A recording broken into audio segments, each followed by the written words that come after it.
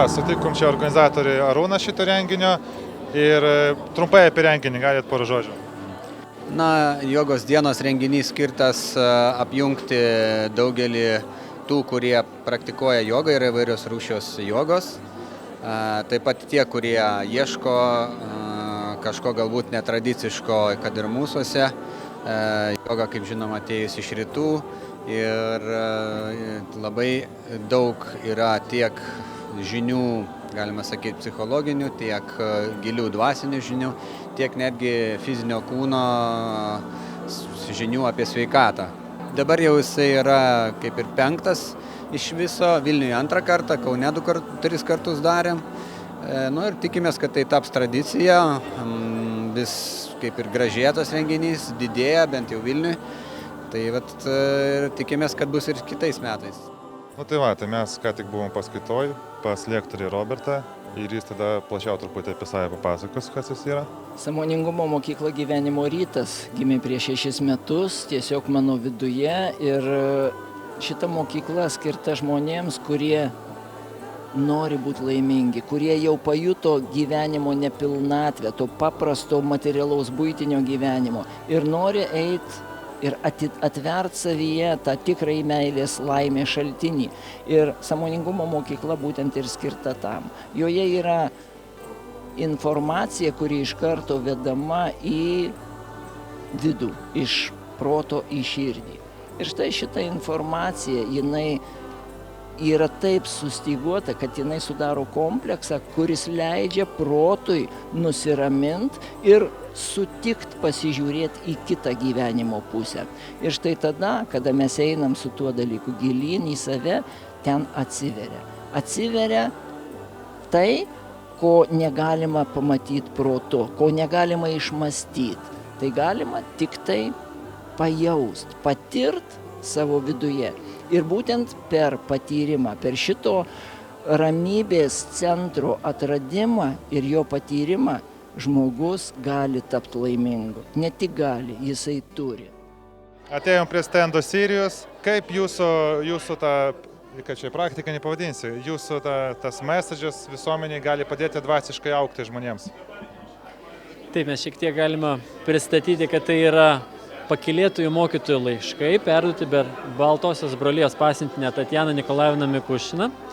Ir kaip jie gali augti, mes gal galim savo pavyzdžių pasakyti, kad mes tuos laiškus skaitėm 4 metus ir jie mūsų sąmonę pakylėjo palygint, kaip mes suprantam, labai aukštai, labai stipriai davė impulsą augti. O tai yra, tapom daug nuoširdesni, daug paprastesni, daug geresni, atjaučiantis, sugebantis priimti viską, kas vyksta su tavim. Ir natūraliai kyla noras pasidalinti tuo su kitu. Dėl to mes savanoriaudami paėmėm iš Sirijaus šitas knygutes, išminties žodžio knygas, atvažiavom čia į jogos dienas ir pristatom, skleidžiam šitą žinią žmonėms, nes galvom, kad ir jiems taip pat gali padėti. Natūralus noras dalintis širdimi. Taip, gerai, mes atėjom prie kito stendo, sutikom žmogų, kuris fotografuoja auras ir norim paklausti jo, kaip auros fotografija gali padėti dvasiniam augimui žmogui. Sveiki, mano vardas Artūras Dapkevičius, su auros diagnostika dirbu nuo 2009 metų.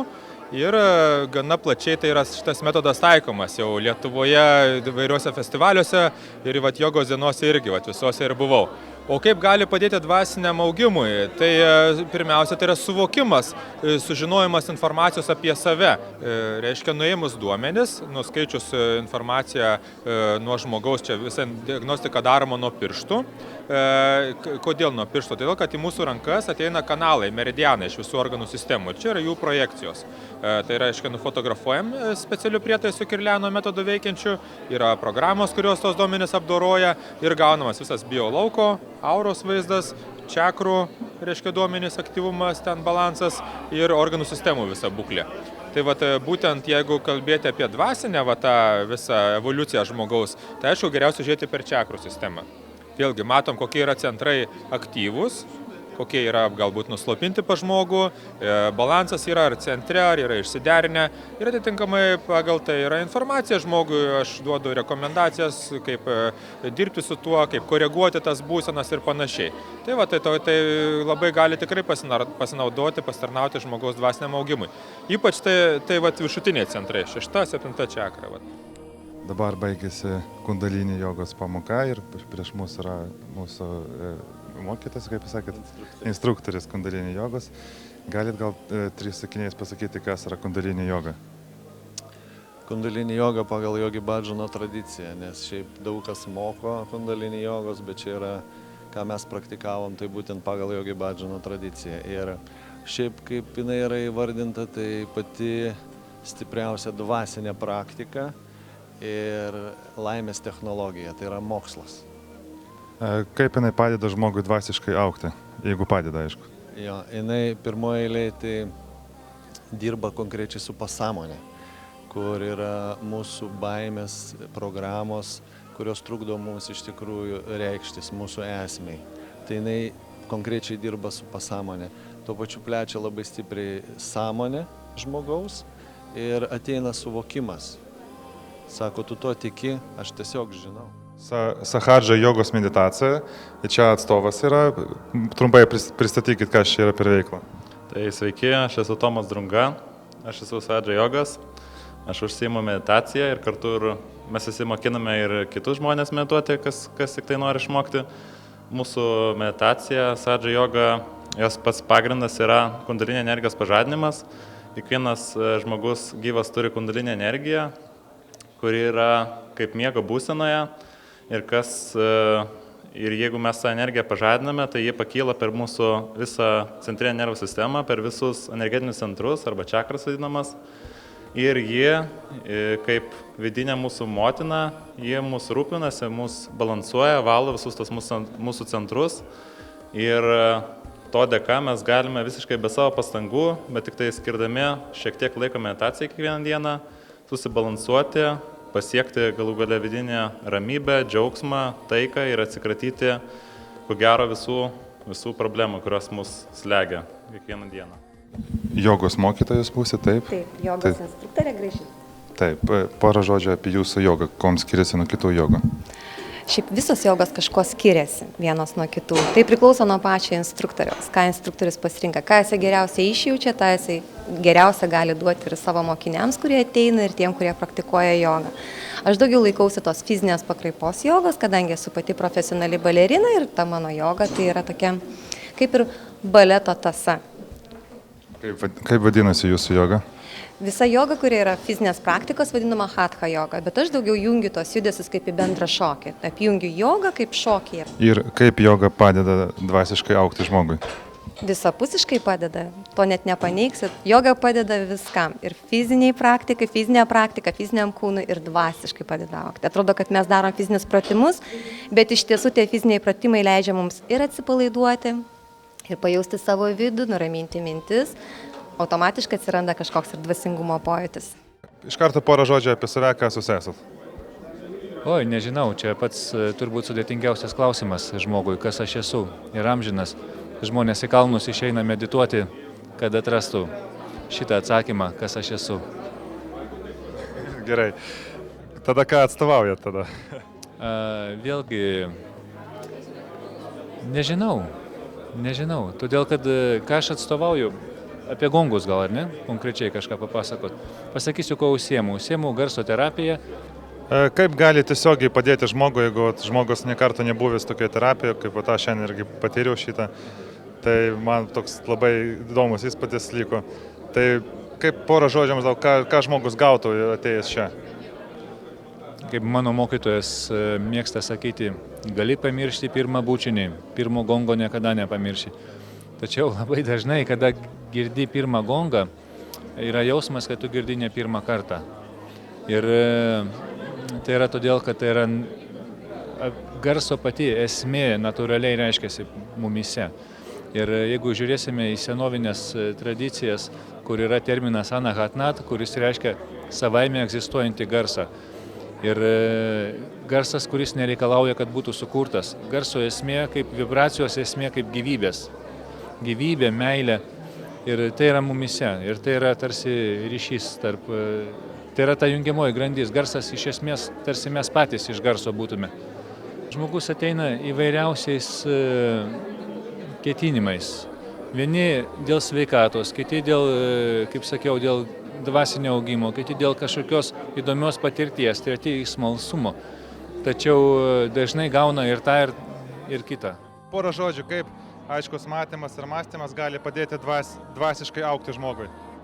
Visų pirma, padeda mąstymas. Kuomet mes turime aišku matymą, mes automatiškai jau matome aiškiai. Tai yra kaip pasiekmė. Geras regėjimas yra kaip pasiekmė tvarkingam, harmoningam mąstymui. Čia dar pas mus prisijungė kolega. Koks trumpai apie save? Gerai, mano vardas Audrius, aš atstovauju mentalinės aritmetikos mokyklą ir mes treniruojam vaikučių smegenis taip, kad jie galėtų greitai skaičiuoti mintinai. Taip, buvo paskaita pristatymas, kas tai yra mentalinė aritmetika, su kuo jinai valgoma, kaip skaičiuojama ir kodėl šiais laikais būtina treniruoti vaikų smegenis. Ir kaip padeda dvasiškai augti jūsų mokykla? Gal mes pradėkim nuo to, kad pradeda pradžiai užsiauginti neuronų jungtis tarp kairio ir dešinio smegenų pusrutulio. O jau paskui, kai jos užaugintos, tai mes jau ten galime įdėti turbūt kokį norim dvasinį produktą. Žmogus visapusiškai tobulėja. Čia šalia mūsų akro joga, aš taip suprantu, dabar vyksta. Porą žodžių apie jūsų veiklą. Tai ką, vienintelis pasaulyje pilno ciklo sportas? Čia trumpiausias variantas, porą žodžių. O pas mus kaip laida tokio dvasinio augimo aktualijos, tai kažkaip dvasiškai užaugti žmogui galima su jūsų joga? Vat būtent, kad tam paprastam žmogui, kuris šiaip jeigu ateina į meditaciją, tai kai gauna ramios muzikos ir nebegauna stimulų iš išorės, jisai ima galvoti, man čia reikia bulvių nusipirkti, man čia reikia to, nesugeba atverti proto. Akrojoga taip smarkiai apkrauna tuo savęs jautimu ir kito žmogaus jautimu, kad tu neturi galimybės nieko kito, kaip išvalyti visiškai save, būti tik tai šitoje akimirkoje, dabar ir jausti. Ir galiausiai ateina tas dalykas, per tą būtent praktiką, kur tu paimi, atsipalaiduoji ir esi kažkokioj tikrai atrodo fantastiškai sudėtingoj padėti, bet esi ramiai, tiesiog ir geras kvėpavimas, tuščia galva, atsipalaidavimas. Čia kaip savijauta jūs? Puikiai. Medituoju. Taip, tai čia šitą panelį Klaipėdoje, aš taip suprantu, taip dėstot? Tai va taip atrodo akro meditacija. Tai va čia dar vieną staliuką mes priėjom ir Sigitas, ponas Sigitas, prisitikit, kokie čia veiklos. Mes su žmona esame Reiki meistrai mokytojai. Čia šitoje festivalėje šitame mes pristatome savo praktikas. Mano žmona pristato chirologijos praktiką, skaitimas informacijos iš delno. O aš čia pristatau sveikatos testavimą pagal žmogaus biolauko struktūrą, medianinę struktūrą ir pagal nagus. Ir dar plius, tokiai samesnei konsultacijai, sudarinėjame tokias astronumerologinės struktūras, tai yra kaip ir kažkas panašaus kaip horoskopas, pagal kurį mes dar žiūrime, gilesnę žmogaus pasąmoninę struktūrą. Čia pagal gimimo datą? Jo, pagal gimimo datą, vardus, pavardės ten ir taip toliau. Tai vad, kada mes žiūrim tą visą, bendrą tokį visą vaizdą, tiesiog mes galim parekomenduoti, ką žmogui reikia toliau daryti, Tai mes rekomenduojame ir meditacinės praktikas, ir reiki praktikas, ir rebirthingo praktikas, tai ką mes darom, ar ne, kaip tai gali padėti žmogui dvasiškai augti. Visų pirmiausia, tai visa tai, kas sudaro žmogaus problemos, fizinė prasme, mūsų pasąmoninė prasme, tai yra tam tikri energetiniai blokai arba užblokuota energija. Kada žmogus praktikuoja sistemingai tam tikrą praktiką, visų pirmiausia, jis valo savo pasąmoninę struktūrą. Mūsų fizinis kūnas sudaro apie 10% mūsų asmenybės, o visa kita 90% sudaro mūsų asmeninė, pasąmoninė struktūra. Tai kas kaupiasi pas mus pasąmonėje, tas atsispindi mūsų fiziniam plane. Taigi, kada mes išvalom, apmokom žmonės, kaip su savim dirbti, žmonėms keičiasi gyvenimo kokybė, kadangi keičiasi jų mintis, emocijos ir galų gale fizinis kūnas. Bioenergetinė auros korekcija, čia jų atstovas Arūnas, taip? Ir porą žodžių apie jūsų veiklą. Užsiimu bioenergetiką, tai yra žmonių užstrigusių kažkokiam gyvenimo plotmėje ir negalinčių pajudėti iš vietos. Striginėjančių, negalinčių, neturinčių sėkmės, neturinčių kažkur galimybių kažkur kažką daryti, bijančių gyvenime kažko ir negalinčių save realizuoti. O esmė yra tai panašiai kaip kompiuterį. Jeigu į kompiuterį atėjo virusai, kompiuteris stringa. Kai stringa, tai jis nervuoja. Nervuoja aplinkinius, šeimininką. Tai kai surandi, paleidai antivirusinę programą, surandi, kur tie virusai, juos panaikini, kompiuteris nustoja strigti. Kai nustoja strigti, žmogus pradeda pats gyventi savo gyvenimą. Tai čia žmonės, kurie nori dvasiškai augti, tai pas jūs galima kreiptis. Žinoma, tai surasim priežastį. Nebėra priežasčių, nebėra pasiekmių.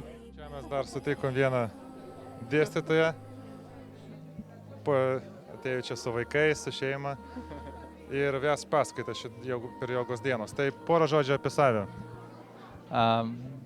Aš esu Rytis Lukoševičius, aš mokau emocijų paleidimo praktikos. Ir dabar jau 5 metai, kai tai darau. Ir tai tiesiog padeda realiai žmonėm išsilaisvinti iš jų vidinių blokų, apribojimų, kažkokių tais įsitikinimų, nes mes visi tikim įvairiausiais dalykais, kuriuos atsinešėm iš praeities ir jie mums visiškai nepadeda gyventi. Tai iš principo parodo tiesiog labai paprastą būdą, kaip tam tikrų klausimų pagalba ir tokios kaip meditacijos technikos pagalba iš to išsilaisvinti ir atsipalaiduoti tiesiog gyvenime, pradėti džiaugtis, sugrįžti ramybę, būti patenkinta gyvenime. Taip, dabar mes atėjom į aikido pamokas šią ir čia prieš mus treneris, taip aš suprantu. Mantas Padžiūnas ir porą žodžių apie aikido ir kaip jinai padeda dvasiškai augti žmogui. Visų pirma, pats terminas aikido, kaip jūs matote, kaligrafija, jis reiškia kūno ir dvasios harmoniją.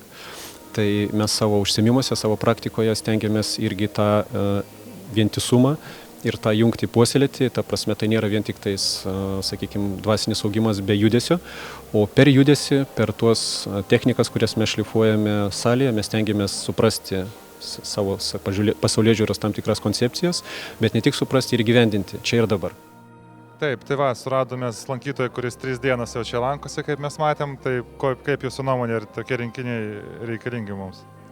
Aš manau, kad šiais laikais ypač yra aktualu jogos dienos, tokie renginiai kaip nes žmonės paprasčiausiai, mes visi sukame tą kasdieninę rutiną, labai tų, sakykime, savo darbų, tokių gyvenimiškų problemų ir kartais tiesiog mes pamirštame pasirūpinti savo vidinių sodų, ar ne, tai yra emocijomis, jausmais, kurie yra pas kiekvieną iš mūsų ir manau, būtent čia vykstantis tie renginiai, jie įkvepia žmonės vienokią ar kitokią prasme pradėti keistis, galbūt labiau atsisukti ir pažiūrėti į savo vidų, ar ne, ką galbūt galėtume kokias piktžolės iš ten išrauti, ar ne, kurios dygsta jau ilgą laiką ir kenkia mum. Tai manau, kad visų pirma žmonės, kurie galbūt ieško sprendimų, ar ne, ieško kažkokių tai inovatyvių būdų, kaip galima būtų dirbti ne tik su savo fiziniu kūnu, bet ir su savo vidumi, tai tikrai linkėčiau atliekti čia.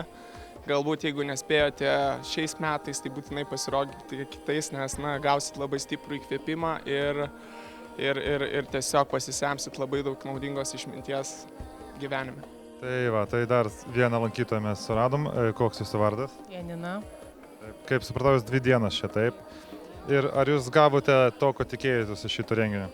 Labai daug renginių, tik spėk eiti, labai kaip domiuosi ir savo sveikata, savo šeimos narių, esam sveiką gyvenimą gyvenam, esame vegetarai, taip kad gero niekada nebūna per daug, žinokit, visiems rekomenduoju ir Lietuvoje tikrai vyksta tokie dalykai, dabar laukiu sveikatos dienos vasario mėnesį bus, taip kad